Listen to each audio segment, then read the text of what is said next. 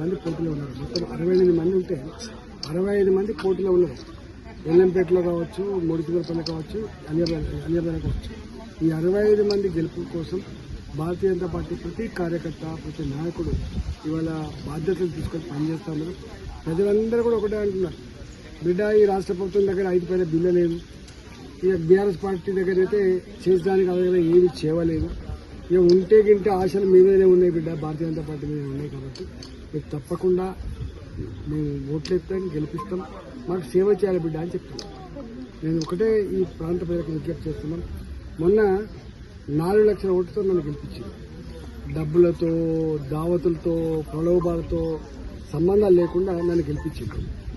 ఇక్కడ మళ్ళీ ఇప్పుడు కుల సంఘాలకు పైసలు, ఓటుకు పైసలు, పెద్దలకు పైసలు అని చెప్పి డబ్బులే నమ్ముకొని పనిచేస్తా ఉంది ఇక్కడ కొంతమంది. ఇవాళ డబ్బులకు కనుక మనం ఒక పూట లొంగిపోయి ఓటేస్తే 5 ఏళ్ళు వాళ్ళకు దండం పెట్టాల్సిందే, మన సమస్యలు పరిష్కారం కోసం తిరగాల్సిందే తప్ప వాళ్ళు చేసేది. వ్యాపారులు, డబ్బులు ఖర్చు పెట్టిన వాళ్ళు వ్యాపారులు మళ్ళీ వ్యాపారం కోసం చూస్తారు తప్ప ప్రజల కోసం చూసే ఆస్కారం లేదు. కాబట్టి ఇస్తే తీసుకోండి, గుళ్ళకు పైసలు ఇచ్చినా, కమ్యూనిటీ హాల్లకు పైసలు ఇచ్చినా, ఇంకా కుల సంఘాలకు పైసలు తీసుకోండి, కానీ ఓటు మాత్రం ధర్మానికి, న్యాయానికి, మీ మధ్యలో ఉండి పనిచేసేటువంటి భారతీయ జనతా పార్టీ కౌన్సిలర్లకు ఓటేయాలని చెప్పి విజ్ఞప్తి చేస్తున్నాం. ప్రజల నుంచి చెప్పండి బిడ్డ అని చెప్తున్నాం. నేను ఒకటే ఈ ప్రాంత ప్రజలకు విజ్ఞప్తి చేస్తున్నాం. మొన్న 4 లక్షల ఓటుతో నన్ను గెలిపించింది. డబ్బులతో, దావతులతో, ప్రలోభాలతో సంబంధాలు లేకుండా నన్ను గెలిపించింది. ఇక్కడ మళ్ళీ ఇప్పుడు కుల సంఘాలకు పైసలు, ఓటుకు పైసలు, పెద్దలకు పైసలు అని చెప్పి డబ్బులే నమ్ముకొని పనిచేస్తా ఉంది ఇక్కడ కొంతమంది.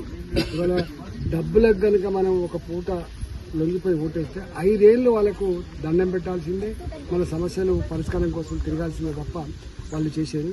వ్యాపారులు, డబ్బులు ఖర్చు పెట్టిన వాళ్ళు వ్యాపారులు మళ్ళీ వ్యాపారం కోసం చూస్తారు తప్ప ప్రజల కోసం చూసే ఆస్కారం లేదు. కాబట్టి ఇస్తే తీసుకోండి, గుళ్ళకు పైసలు ఇచ్చినా, కమ్యూనిటీ హాల్లకు పైసలు ఇచ్చినా, ఇంకా కుల సంఘాలకు పైసలు తీసుకోండి, కానీ ఓటు మాత్రం ధర్మానికి, న్యాయానికి, మీ మధ్యలో ఉండి పనిచేసేటువంటి భారతీయ జనతా పార్టీ కౌన్సిలర్లకు ఓటేయాలని చెప్పి విజ్ఞప్తి చేస్తాను. ప్రజల నుంచి చెప్పండి సార్.